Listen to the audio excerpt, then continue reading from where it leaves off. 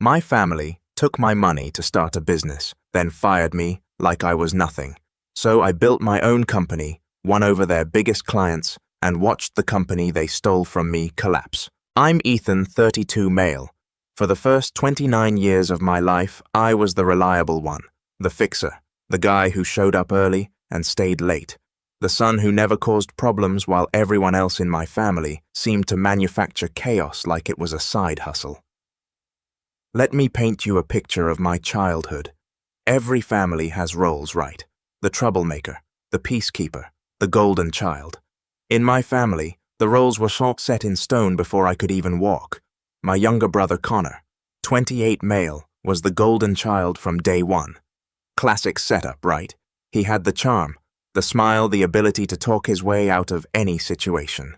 Teachers loved him. Girls loved him. Our parents absolutely worshipped the ground he walked on. Meanwhile, I was just there, the backup son, the safety net nobody thought about until they needed catching. I was the kid who got good grades and got a pat on the head. Connor was the kid who nearly failed algebra and got a tutor, a motivational speech, and a celebration dinner when he scraped by with a C-. When I graduated high school as valedictorian, my parents threw me a backyard barbecue. When Connor graduated 2 years later in the bottom third of his class, they rented out a restaurant. I remember sitting at that dinner, watching my mom tear up, while she talked about how proud she was of Connor for overcoming his challenges.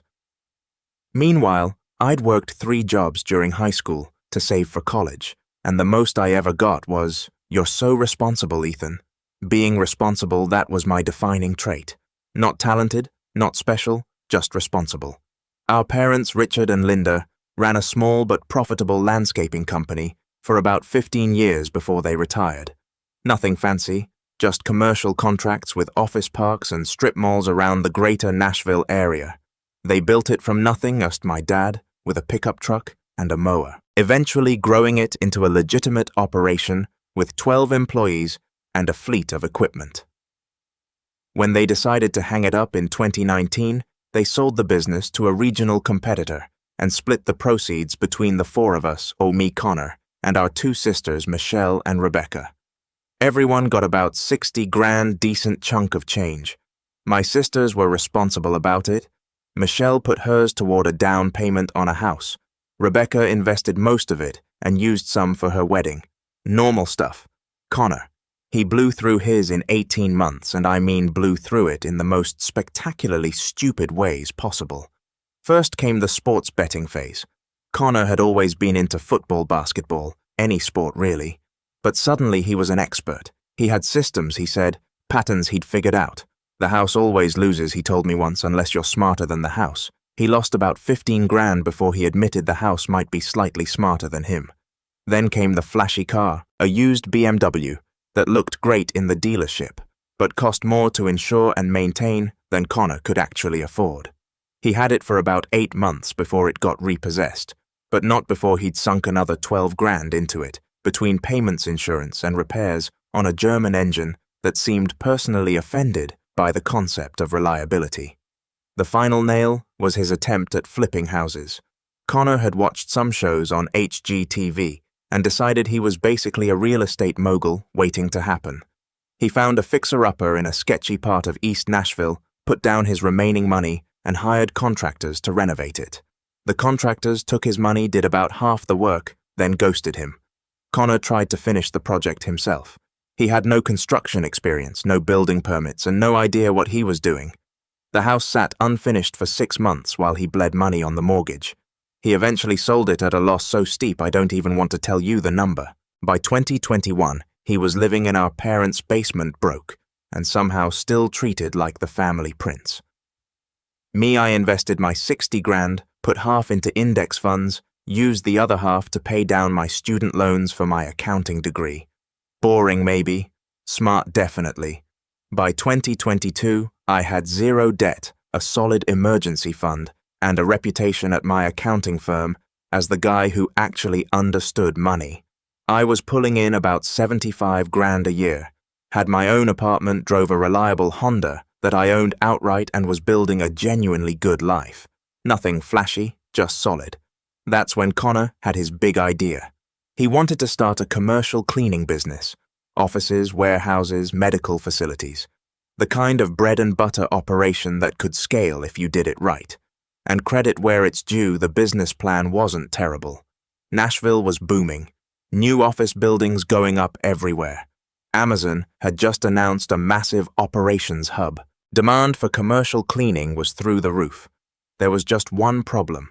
Connor had no money, no credit, no experience running anything except his mouth. So naturally, he came to me. The family meeting happened on a Sunday afternoon at our parents' house. Mom had made her famous pot roast, which should have been my first warning sign. She only made the pot roast when they wanted something from me. Connor had printed out a business plan that looked suspiciously like something he downloaded from a template website. 20 pages of generic industry statistics, optimistic revenue projections, and buzzwords like synergy and scalable growth. My parents sat there nodding along, like he was presenting the cure for cancer.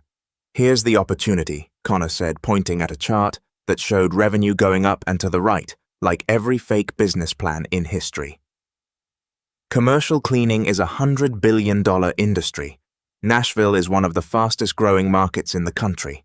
We get in now, we're set for life.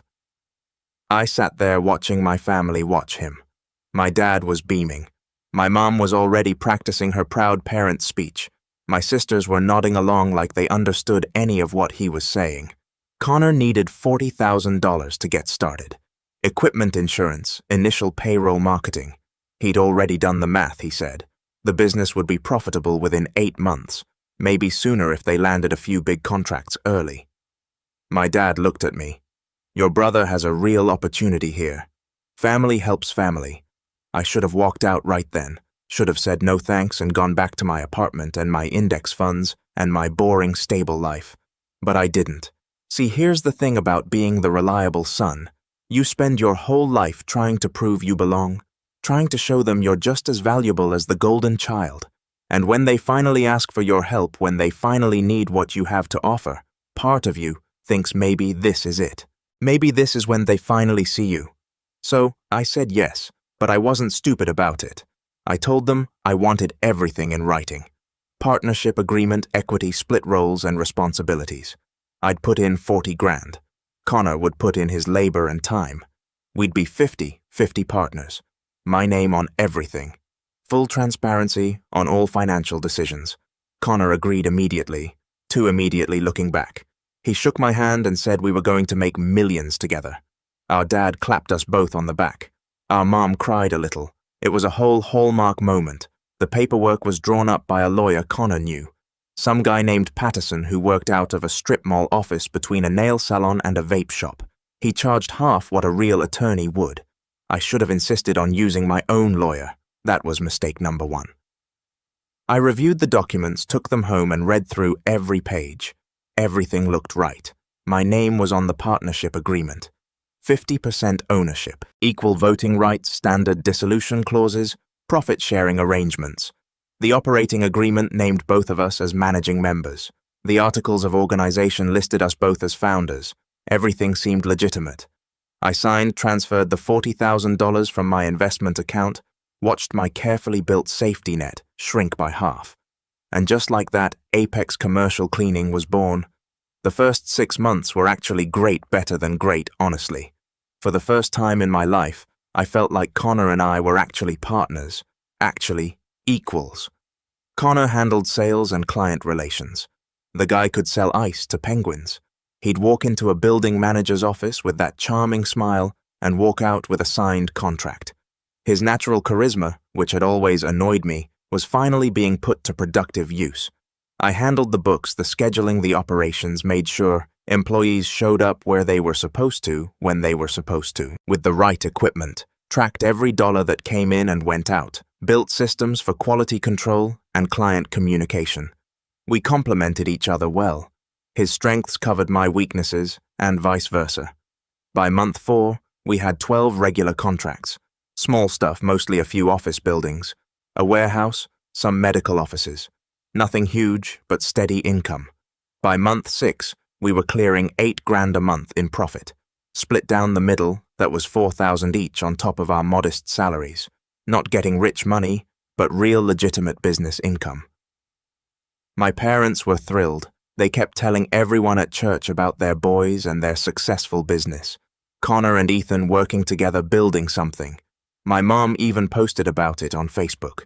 So proud of my sons for following in our entrepreneurial footsteps. It was the first time I felt like I actually mattered to them, like I was finally more than just the responsible one who paid his bills and didn't cause problems. Then things started to change. It was subtle at first. Little things I almost didn't notice. Connor started making decisions without consulting me. Nothing major at first. He hired his buddy Jake as a part-time supervisor, even though we'd agreed to discuss any hires over $20 an hour. Jake was fine, I guess. Showed up on time, did decent work, but the principal bothered me. Then he signed a new client contract with terms I would have negotiated differently. A medical complex that wanted a discount for signing a 2-year agreement. Connor gave them 20% off without asking me. We still made money on the deal, but not as much as we should have. He started showing up to job sites less and less. In the beginning, we'd both be hands-on checking on crews, quality controlling the work.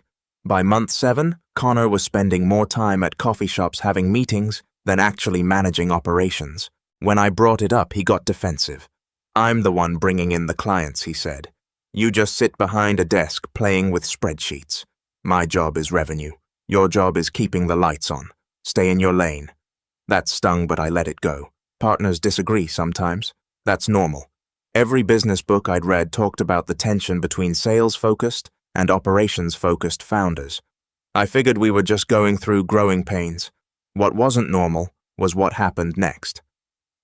About 9 months in, Connor called a family meeting, said he had exciting news about the business. I figured he'd landed a big contract or something.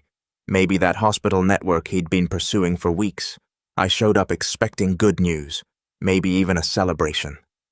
Instead, I walked into an ambush. My parents, my sisters, and Connor were all sitting in the living room when I arrived. The energy was weird, tense. Nobody would look me in the eye except Connor, who had this strange half-smile on his face. "Thanks for coming, bro." He gestured to an empty chair. "Sit down. We need to talk about the future of Apex." I noticed that everyone else already had drinks. Coffee water. Nobody had offered me anything. Small detail. Meaningful in retrospect. "So here's the thing." Connor leaned forward, hands clasped like he was about to deliver a TED Talk. "The business has grown faster than we expected. That's great news. But we've realized the current structure isn't working anymore." "What do you mean?" Connor slid a folder across the coffee table. Thick manila folder. Official-looking documents inside. I opened it. Inside was a new partnership agreement. My name wasn't on it. Instead, I saw Connor's name as majority owner. Michelle and Rebecca listed as minority partners. My parents as silent investors. An organizational chart that had Connor at the top and no mention of me anywhere. "We've restructured," Connor said, his voice smooth and practiced. He'd rehearsed this. "Michelle and Rebecca are coming on as partners. Mom and Dad are investing some additional capital. It makes more sense to keep this a family operation." I stared at the papers. My brain couldn't process what I was seeing. The words were swimming on the page. "I am family. Right. But you're more of an investor at this point. You put in money, you got your return. The business has paid you back already through your salary. Time to move on." That was a lie. I'd been taking a small salary, same as Connor, about $3,000 a month. Over 9 months, that was $27,000. I was still $13,000 in the hole on my original investment, not counting the 50% equity I was supposed to own. And even if the salary had covered my investment, that's not how partnerships work. I didn't give Connor a loan. I bought ownership in a company. This is insane. I looked at my parents. "You're okay with this?" My mom fidgeted with her hands. Wouldn't meet my eyes. "Honey," Connor explained that the business needs fresh energy, new perspectives. Your sisters want to be involved, and this seems like the best structure going forward. Fresh energy. I'd been running the entire operational side of the business while Connor took 3-hour lunches and called it networking.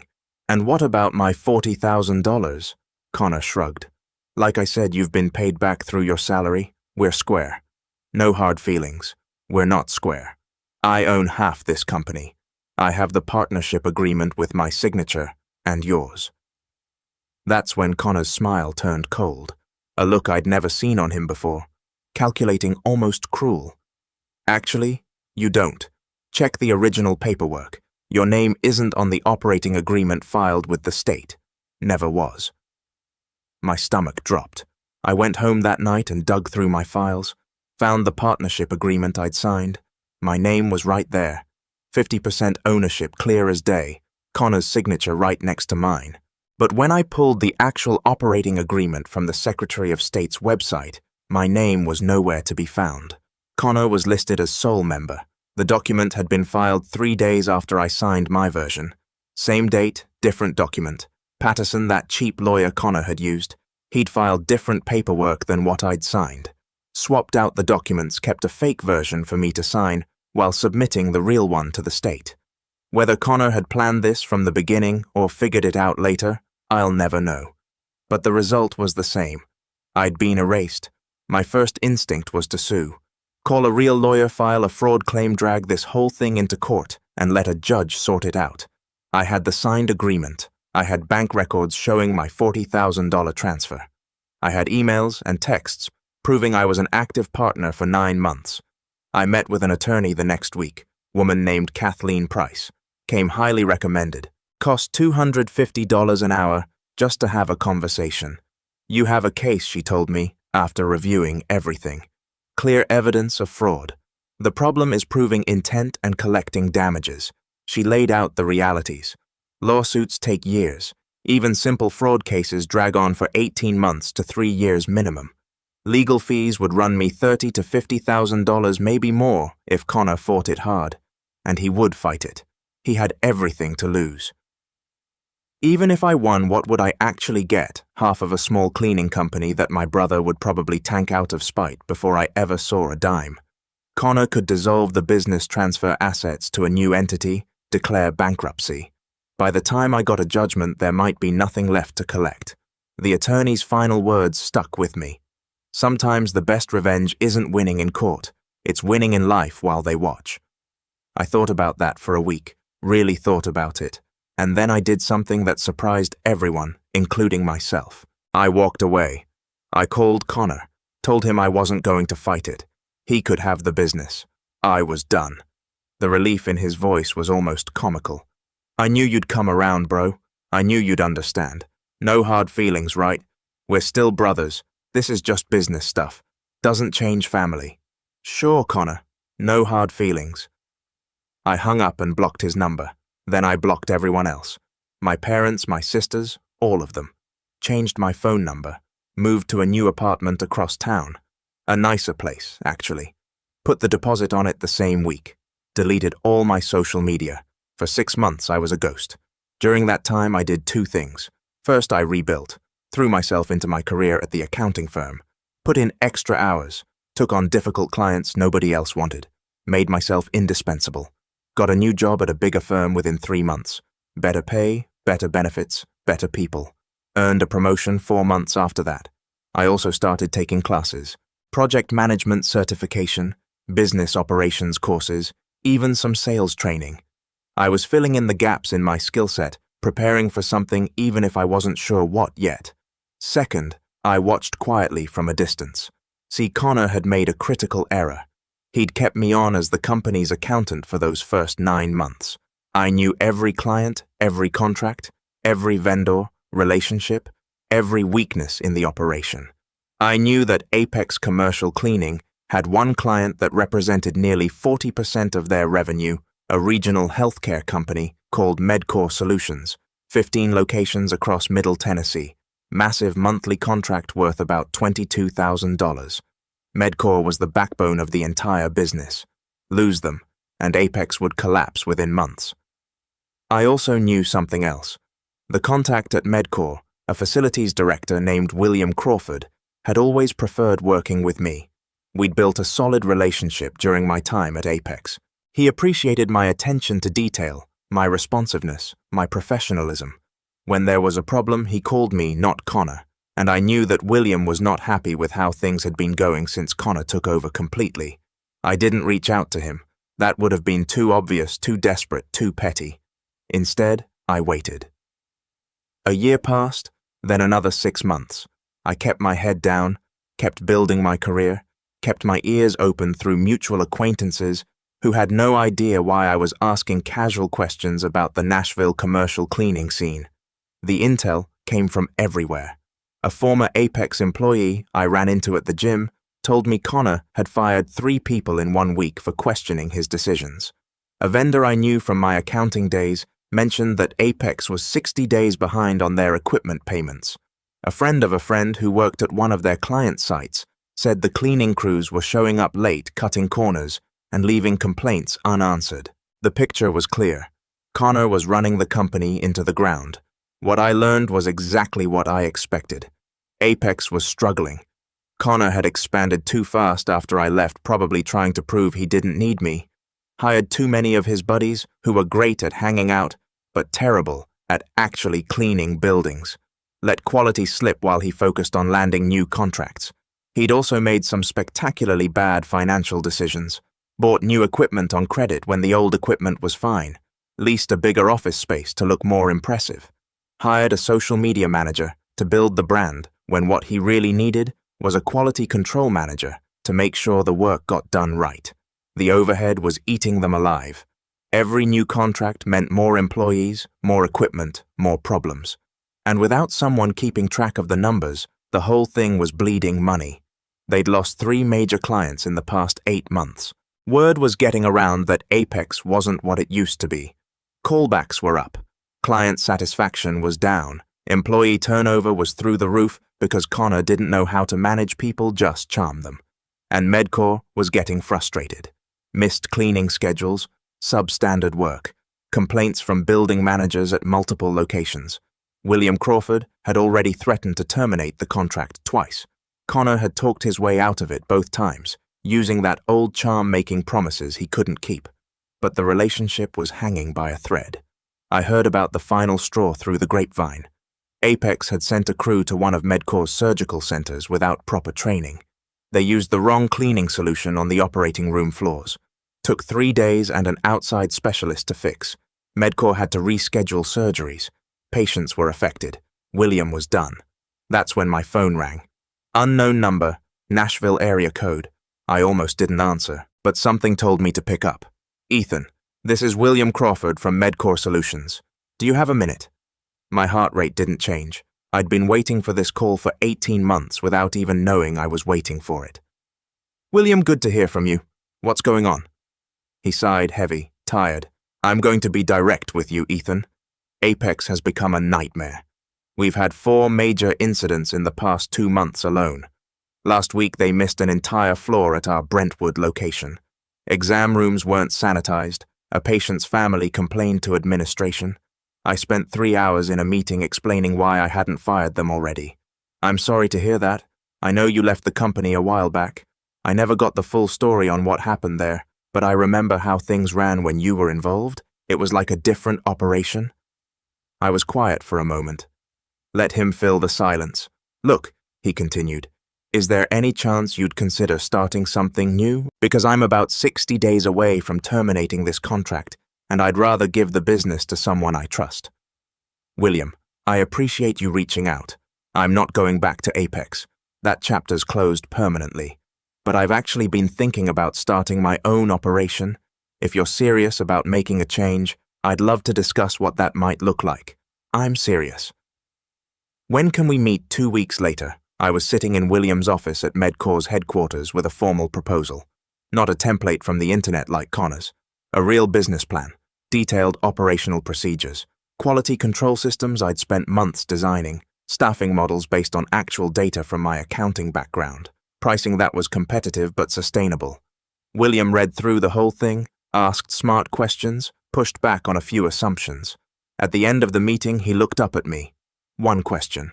Why should I trust you after what happened with Apex? Because I'm not my brother. I'm the guy who built the systems that made Apex work in the first place.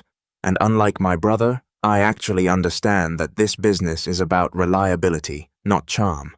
You don't need someone who can talk a good game. You need someone who shows up every single time. He signed a letter of intent that same day. Starting a commercial cleaning company from scratch takes work. Equipment to buy, insurance to arrange, employees to hire and train, licenses to obtain, systems to build. I spent the next 3 weeks working 18-hour days getting everything ready. I named the company Cornerstone Commercial Services. No flashy branding, no gimmicks, just solid, reliable work. The name said what I wanted to communicate. We'd be the foundation you could build on. The first week was chaos. I hired 4 employees, set up scheduling software, bought cleaning equipment, got insurance sorted, and built an employee handbook. My apartment looked like a war room with spreadsheets taped to the walls and to-do lists everywhere. But I also did something Connor never thought to do. I created systems checklists for every type of facility quality control procedures, client communication protocols, everything documented, everything trainable, everything scalable. Within 30 days of signing Medcore, I had 3 other clients, former Apex customers, who'd heard through the grapevine that Ethan Mercer was back in the game. They reached out to me. I didn't have to chase anyone. The first one was a small office complex in Brentwood. The facilities manager called and said he'd heard I was starting something new, said he'd been unhappy with Apex for months but didn't know any alternatives. I sent him a proposal that afternoon and had a signed contract by Friday.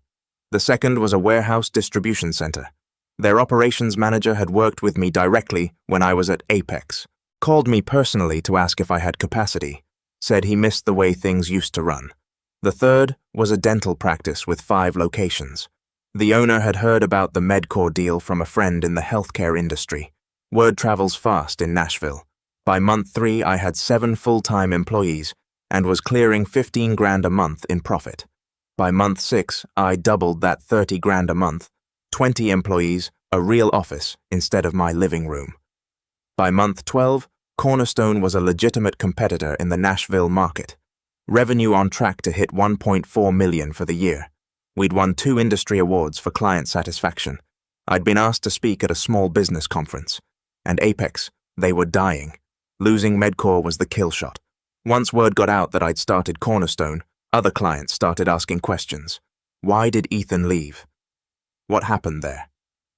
4 months after I launched Cornerstone, Apex lost 2 more major clients. Both came to me. I didn't even have to pitch them. They called and asked if I had capacity. I made capacity. Connor tried reaching out around month 5, left a voicemail saying families shouldn't be competing against each other. I deleted it.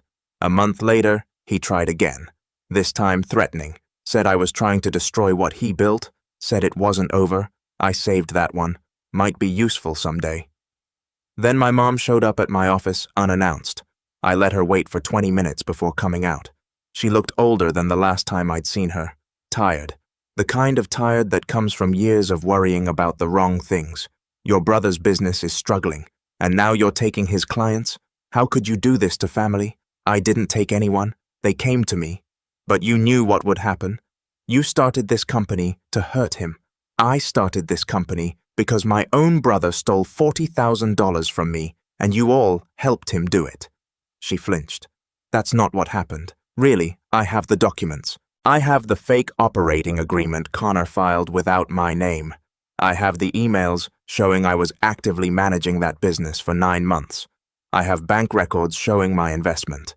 I have the partnership agreement with both our signatures on a document that apparently never existed. She was quiet for a long moment, looked around my office at the awards on the wall, at the photos of my team, at the business cards on my desk from clients who respected me. You were there that night, Mom. Were there that night. You sat there and watched Connor cut me out. You didn't say anything. You didn't defend me. You just went along with it. We thought it was best for the family, best for Connor, not best for the family. There's a difference. She tried to say something else, something about how I was being too harsh, how families go through hard times, how we needed to stick together. I held up my hand. I spent 29 years sticking together, showing up when you needed me, helping when nobody asked, being the reliable one while Connor got praised for breathing. And when I finally had something worth having, you helped him take it. She started crying. I didn't comfort her. You can leave now, I said, and please don't show up here again without an appointment. She left without saying anything else. Didn't apologize, didn't ask how I was doing, didn't acknowledge that maybe they'd made a mistake. 6 months later, Apex Commercial Cleaning filed for bankruptcy. The collapse happened faster than even I expected. Connor had burned through all his cash trying to stay afloat, took on debt he couldn't service, made promises to clients he couldn't keep. I watched it unfold from a distance. Every few weeks, another piece of news would filter through. They lost the warehouse contract. Michelle quit after Connor screamed at her in front of employees. The equipment got repossessed. Jake, Connor's buddy he'd hired as supervisor, walked out and took 2 other employees with him. The final straw was when 3 employees quit on the same day after their paychecks bounced. One of them posted about it on social media. Screenshots of the bounced check notification. Caption said something like, "Never work for a company that can't make payroll." The story spread through Nashville's business community like wildfire. I got calls from 2 of those employees asking if I was hiring. I was. They started the following Monday. 2 days after the bankruptcy filing went public, I got a call from a commercial real estate broker. He wanted to know if I was interested in Apex's old office space, said the landlord was looking to fill it fast, said I could probably get a good deal. I toured the space out of curiosity, walked through the same rooms where Connor had held staff meetings, the same conference room where he'd probably planned my removal. The Apex signs were still on the walls. The receptionist desk still had papers scattered across it. I passed on the space, but I won't lie, standing there felt pretty good. My dad called me that night. First time we'd spoken in almost 2 years. "Your brother's lost everything. I'm sorry to hear that. Are you? Because from where I'm standing, it looks like you planned this whole thing. I didn't take anything. I built something. There's a difference. He's your brother. He's a thief. He stole $40,000 from me. He cut me out of a company I helped build. He did it with your blessing. You all decided I didn't matter. And now you're upset that I matter to someone else I hung up. That's where things stand now. Here's the scorecard. Cornerstone Commercial Services has 19 employees and contracts with 32 clients across Tennessee. We're on track to do $2.1 million in revenue this year. I just signed a lease on a larger office space. Next quarter, we're expanding into Kentucky. Louisville, first, then Lexington. Already have meetings scheduled with 3 potential clients. I've got a management team now, real professionals who know what they're doing, an operations director who used to work for a national cleaning company, an accountant who keeps the books tighter than I ever could, a sales manager who brings in new business the right way. Connor's working at a car dealership now, sales associate entry level, living in a 1-bedroom apartment driving a 10-year-old sedan that makes weird noises when it starts. Last I heard through the grapevine, he was behind on his rent and borrowing money from our sisters to make ends meet. Michelle quit her partnership at Apex 6 months before the bankruptcy. Smart move on her part. Rebecca never actually did anything with the business after the restructuring. She just wanted her name on the paperwork. My parents are struggling too. They'd invested additional money into Apex after they cut me out. Another 20 grand from what I heard. All gone now. They're not in financial trouble exactly, but they're not living as comfortably as they planned for retirement. Last week, William Crawford invited me to a networking event, industry thing where facilities managers and service providers exchange business cards. Nice venue downtown, open bar, lots of handshakes. Nice venue downtown, open bar, lots of handshakes. About an hour in, I was talking to a hospital administrator about expanding our services when I saw a familiar face across the room. Connor. He was there with some guy from the dealership trying to drum up fleet sales apparently, working the room like he still had that old charm, shaking hands, flashing that smile, but I could see it was forced. The suit didn't fit quite right anymore. The confidence wasn't there. He didn't see me at first. I watched him work the crowd, getting polite nods, but no real engagement. People in this industry talk. They knew who he was. They knew what had happened. Then he turned and our eyes met. For about 2 seconds, we just stared at each other. His face went through about 5 emotions. Surprise, anger, something that might have been shame. Then that fake smile snapped back into place and he started walking toward me. I didn't give him the chance. I turned back to the hospital administrator, finished my conversation, exchanged cards and walked toward the exit. Passed right by Connor, without acknowledging him. He called after me. "Ethan, Hey, Ethan, wait up. I kept walking, grabbed my jacket from the coat check, walked out into the night air. My phone buzzed about 10 minutes later. Unknown number. I let it go to voicemail, didn't bother listening. 2 days later, William's parent company reached out. They wanted to expand our contract to include their Kentucky locations. $45,000 a month in new revenue. All because I showed up and did the work while Connor was chasing whatever fantasy he had left. Connor got fired from the dealership last month. Inconsistent attendance. Customer complaints. He's back in our parents' basement now. 30 years old and right back where he started. My parents have stopped trying to reach out directly. Now they're going through extended family. Aunts, uncles, cousins, all with the same message. Your parents miss you. Connor's struggling. Family should stick together. Last week my aunt cornered me at a cousin's birthday party. Started with the usual guilt trip. You know your parents are hurting, Ethan. Connor made mistakes, but he's family. I looked her dead in the eyes. Did they tell you he stole $40,000 from me? Did they tell you they helped him do it? Did they tell you they watched him cut me out of a business I helped build and didn't say a word? She didn't have an answer. That's what I thought. I grabbed my jacket and left. Yesterday, something unexpected happened. I got an email from my grandfather, my mom's dad. We'd always had a decent relationship when I was a kid, but he'd faded out of my life after I went to college. Ethan, I read about what happened. Your mother tried to give me her version, but I know how she operates. I'm proud of you for building something real. You've got your grandmother's work ethic. That's the highest compliment I can give. If you ever want to grab lunch, I'm buying. Love, Grandpa Ed. I called him that afternoon. We talked for 2 hours. He's coming to visit the office next week. That's where things stand now. Business is booming. I've got a real team. I'm dating someone new. She met my family situation head on, and her only response was, good for you for not letting them walk all over you. Connor's still trying to figure out his next move. My parents are still wondering why I won't come back into the fold. And me, I'm just getting started. Thanks for reading Reddit. Peace. Update. 3 days after this went semi-viral, someone found the post and shared it with my family. My phone started blowing up with numbers I'd blocked months ago. New numbers, burner apps, even calls from my aunt's landline. From Mum.